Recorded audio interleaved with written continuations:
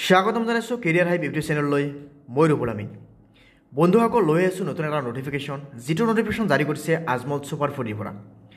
আমি ইতিমধ্যে গম পাওঁ যে যোৱা 7 জানুৱাৰী 2024 কলগাছিয়া আজমল ছুপাৰ ফুডিৰ নিউ বিল্ডিংটো ইনগ্ৰেশ্যন কৰা হৈছে। তাৰমানে ইয়াতে আমাৰ নতুনকৈ এটা কেম্পাছ দিয়া হৈছে। যিহেতু আগতে আজমল ছুপাৰ ফুডি 4টা চেণ্টাৰ আছিল বা 4টা ষ্টাডি চেণ্টাৰ আছিল।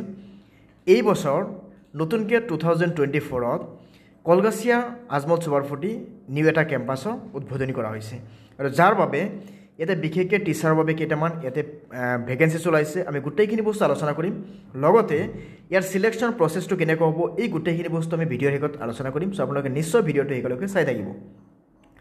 চ' পোনপ্ৰথমে চাওক ইয়াতে কি কোৱা হৈছে। ইয়াতে কোৱা হৈছে আজমল ছুপাৰ ফুডি, ইয়াতে কোৱা হৈছে যে হোজাই, ইয়াতে 782435। চ' ইয়াতে আমাক টোটেল পোষ্ট দি আছে কিমান, পোষ্ট কি দি আছে ইয়াতে দি আছে, পোষ্ট দি আছে ইয়াতে 8, 9 আৰু 10ৰ বাবে, য'ত ছাবজেক্ট দি আছে general science, social science, English, mathematics, computer science. এডুকেশ্যনৰ কোৱালিফিকেশ্যন বুলি ক'লে ইয়াতে দিয়া আছে BE, বেচিলাৰ অফ ইঞ্জিনিয়াৰিং নাইবা bachelor of technology, BSc, MA, MSc, MTech, MCA in the relevant branch. যদি আপুনি এতিয়া ছ'চিয়েল টিচাৰ হিচাপে এপ্লাই কৰিব বিচাৰে তেতিয়াহ'লে আপুনি ইয়াতে কি হ'ব লাগিব, MA হ'ব লাগিব। আপুনি যদি ইয়াতে ছায়েন্স টিচাৰ হ'ব বিচাৰে তেতিয়াহ'লে আপোনাৰ MSc নাইবা হয়তো আপোনাৰ BTech নাইবা BE নাইবা আপুনি MTech কৰা হ'ব লাগিব। আৰু যদি আপুনি ভাবে যে ইংলিছ টিচাৰ দেন আপুনি MA হ'ব লাগিব, MA কমপ্লিট কৰা হ'ব লাগিব। চ' নেক্সট কৈছে কি ইয়াতে এক্সপিৰিয়েঞ্চ মিনিমাম 1 to 3 ইয়াৰ্ছ। আপোনাৰ এটলিষ্ট 1 পৰা 3 ইয়াৰ্ছ এক্সপিৰিয়েঞ্চ থাকিব লাগিব। নেক্সট আছে কি আপোনাৰ চেলাৰীটো কি আছে 25 to 60। এতিয়া 25 to 60 ইয়াতে কোৱা হৈছে যে আপোনাৰ এক্সপিৰিয়েঞ্চৰ ওপৰত নাইবা আপোনাৰ ইণ্টাৰভিউৰ ওপৰত ডিপেণ্ড কৰিব আপুনি কিমান চেলাৰী ডিজাৰ্ভ কৰে। সেই হিচাপত আপুনি চেলাৰী আপ টু 60,000লৈকে আপুনি এক্সপেক্ট কৰিব পাৰে। এতিয়া চাওক নেক্সট কি কোৱা হৈছে। নেক্সট ইয়াতে কোৱা হৈছে যে short listed candidate will be called for written test and followed by the personnel interview. So' পোনপ্ৰথমে আপোনাৰ ৰিটেন টেষ্ট এটা হ'ব, ৰিটেন টেষ্টৰ পিছত আপোনাৰ ইণ্টাৰভিউ হ'ব।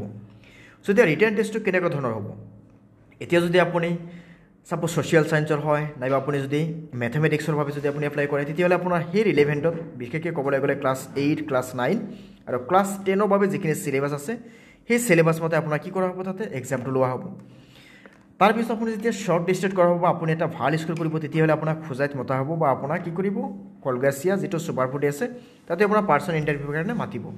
তাতে বিশেষকৈ আপুনি ছাবজেক্ট এক্সপাৰ্ট লগতে আপোনাৰ তাতে বাকী পেনেল আপোনাক ডিফাৰেণ্ট হয়তো ধৰক আপুনি বিশেষকৈ ক'বলৈ গ'লে যে ছাবজেক্ট নলেজৰ লগতে আপুনি চেলাৰী স্কেলটো কিমান ল'ব, লগতে আপোনাৰ আজমল ছুপাৰ ফুডি যিখিনি ৰুল ৰেগুলেশ্যন আছে আপুনি সেইখিনিৰ বাবে কিমানখিনি আপুনি তাতে এডজাষ্ট কৰিব বা হয়তো আপুনি কিমানখিনি বস্তুখিনি আপুনি প্ৰিফাৰ কৰিব সেই হিচাপত আপোনাৰ ইণ্টাৰভিউটো লোৱা হ'ব। লগতে আপোনাৰ চেলাৰীটো তাতে আপোনাক ফিক্স কৰা হ'ব। চ' সেই হিচাপত আপোনালোকে যদি ভাবে যে নহয় আজমল ছুপাৰ ফুডিত আপুনি এজ এ টিচাৰ হিচাপে জইন কৰিব বিচাৰে তেতিয়াহ'লে নিশ্চয় আপুনি এটা কাম কৰিব পাৰে, এইটো কিউআৰত আপোনাক স্কেন কৰি নিজৰ বায়'ডাটাখিনি ছাবমিট কৰিব পাৰে, নাইবা আপোনালোকে আজমল ছুপাৰ ফুডি অফিচিয়েল যিটো ৱেবছাইট আছে তাতে গৈ কিনে আপোনালোকে এপ্লাই কৰিব পাৰে।